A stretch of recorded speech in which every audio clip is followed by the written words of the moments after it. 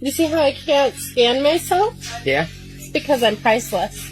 Oh, you're worthless. I was making this video though because I learned a very good lesson about myself this morning and I wanted to share it. So the point of me making this live was basically I realized today that I have nothing to offer a man. This is the most honest woman you'll see in your life. Nothing. And I feel like it took, number one, it took me 32 years to realize it because I just found that out today. So I was today years old when I realized it. And then it took me a lot of pride swallowing to be able to admit it. Respect for that.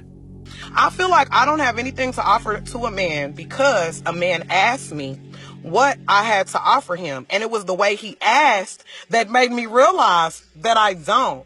He simply stated, I realize that you're single, but tell me, what would I benefit from having you as my woman? He asked her a valid question, but instead of getting angry, she considered listening to it. Now, outside of the basics like, oh, I look nice, I can cook, I work, I didn't have nothing else to offer. And the reason I realized that I didn't is because I got to thinking about myself. And all I've been doing for so many years is just working and taking care of kids. I don't know necessarily what I'm into. So there goes hobbies. Every woman should think like this. I'm not necessarily sure my feminine level of energy because majority of my relationships, I wore the pants. So how can you, as a woman, offer to be a woman to a man if you've never fully been a woman? This is a crucial point.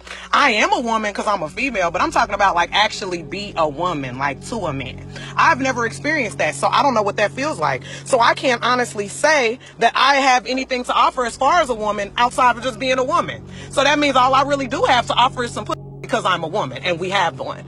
It's crazy how honest she is. That's really not enough. I can't honestly say I can offer you a nurturing environment because I'm too frustrated about the children that I have and the lack of help that I have with them. So it's like I can't necessarily be so nurturing to you when I'm frustrated at the amount of nurturing that I'm already doing. So therefore, I know I can't offer you that.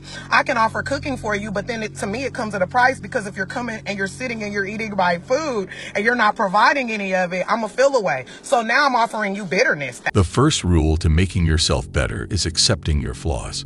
That's not anything a man wants. Why would you want a bitter female? Well, I'm bitter because of my own merits. So it's not your job to fix the bitterness. It's my job to fix. As much as I want a man to come to me ready, able to provide, work, and handle himself, I think that me as a female, I need to have my emotions in check because if a man wants peace, I don't have any because I'm frustrated. I think if she works on herself a bit more, she'll be a perfect wife. I'm bitter, I'm emotional, I'm upset. I stopped dating after my ex broke up with me a few years ago. I couldn't be any happier. You told us to go away, so we have. Did some preliminary tests which showed that my egg count is really low. And the doctors told me that the doctors did tell me that might affect my fertility, but It was at this moment she realized that the value was soon to go away. we didn't even start like the actual egg freezing, so it still might be that my eggs are high quality, but there's just not a lot of them. It's just so sad. I've been like crying the entire day right now. This is unfortunately life. It waits for no one. How's your day going? So I asked you ladies, you know, do you deserve a high value man? Most of you at the table said yes. And when I asked you what you brought to the table, I ain't gonna lie, a lot of y'all brought a bunch of, I'm straightforward. When men ask this question, it's like a wake-up call. I'm confident, I'm thoughtful, I can cook and clean, I make my own money, I'm ambitious, blah, blah, blah. Like, how does that differentiate you from the next girl? Exactly.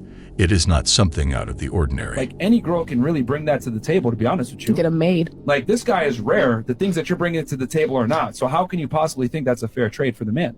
Because that guy already got those things. Mm-hmm. And then on top of that, some of you guys are like, oh, well, I'm not going to change. I know what I want. I'm not changing. Well, if you want something that's hard to get, you have to acclimate to what you must do to get what you want to get.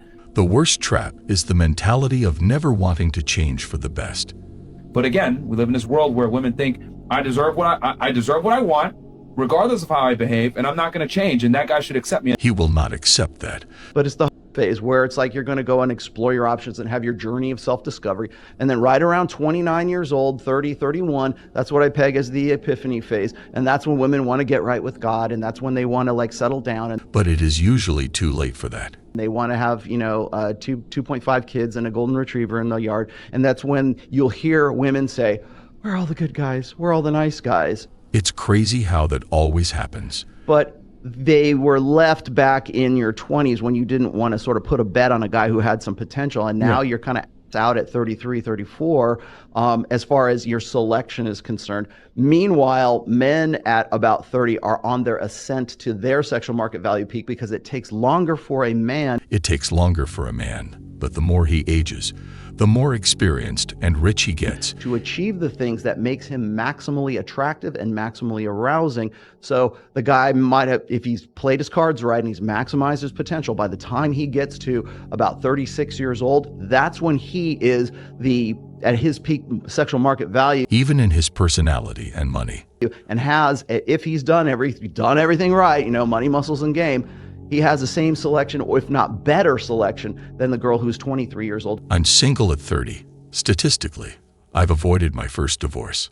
Sometimes you win by not playing. A lot of the world's problems could be fixed if women walked around with their body counts on their foreheads. What would be fixed? Like world hunger?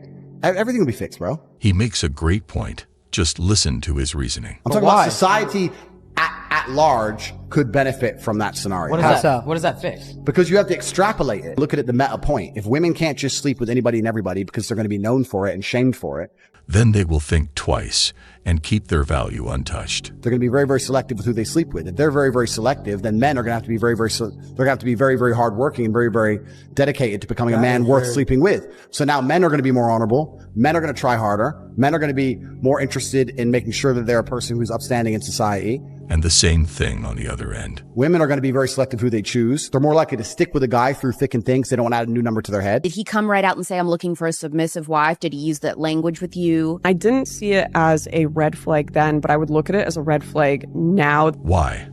I just want to know why. They see men's standards as a bad thing. That I kind of see the red pill movement coming about is when he was talking about how him and his friends no longer wanted to date Western women. We want to find a woman overseas who is going to be more submissive and not a feminist. And he is correct.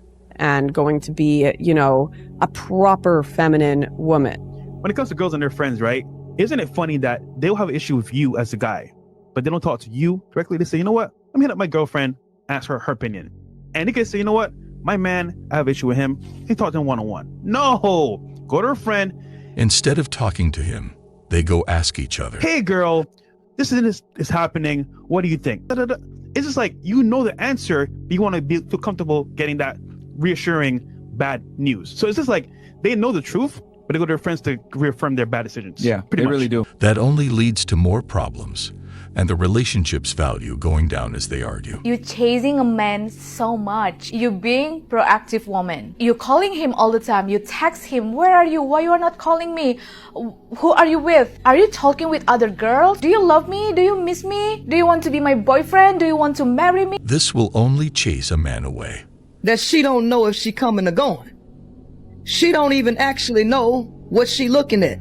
She don't know what's right or wrong. She doesn't know what's good or bad. What I told my people on TikTok the other day or yesterday, I said, I feel like I'm a coach of a losing basketball team. Because when the value isn't there, every choice fails. And I got 3 weeks to get them ready for the playoffs and the championship, and they ass don't even know what goal to shoot in. Women out here thinking they winning, and they shooting all the baskets in the opposite team's goal. This applies to relationships. When the value is lacking, nothing will work. Let me give you an example. A woman who cheats back, she thinks she done got her lick back. She thinks she done got her lick back because she let another dust ball inside her body. Women don't know what winning is. Because that is indeed losing the big game. Do you want to know one of the saddest realizations I recently had? was that as a liberal woman, it is really hard to find a man who is willing to play the more traditional masculine role in the relationship. That is not hard at all. In today's day and age, who is not a conservative. A man who wants to pay on the first date, who wants to open your door, who has that want and desire to take care of you and to provide. Try men in movies. And obviously, as a liberal woman, I do want to be respected for my independence. And I do want to have my own autonomy in the relationship and not be confined or conform to the traditional female homemaker, childbearing role. How is it possible that she wants the traditional way of him treating her, but she doesn't want to be traditional herself? It's like wanting the perks of something without seeing the consequences. Do men come with communication, or do you have to buy that separately? You have to buy it separately, don't you? I knew I forgot something. I have to preface it, as I always do. I'm going to tell you what you need to hear. She's not gonna like it, but the truth sometimes can be bitter. Not what you want to hear, so you're probably not going to like it. But the fact of the matter is, men do come with communication, and it doesn't cost you a dime on how to get it. Honestly, hearing a man out is easy because men speak clearly and in a simple way. It does require two things on your part, though. Two things that are absolutely free, but for whatever reason, women seem incapable of doing. The first thing that you need to do is shut this. There is a difference between listening or hearing someone. The second thing you need to do is open these.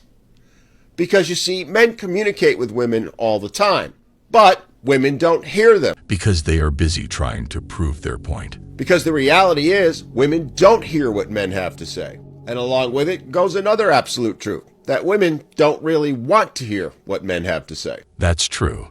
Sometimes they just want it to be their way.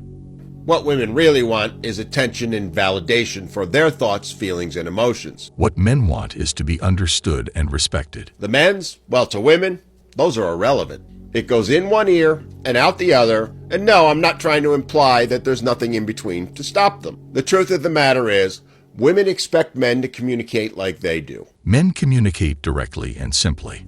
And men don't. Men are very direct, very succinct. They don't spew 1,000 words when 10 will do.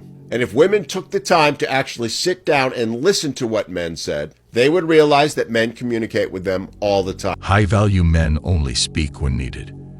I'll say it louder for the people in the back and those who think I'm contradicting myself.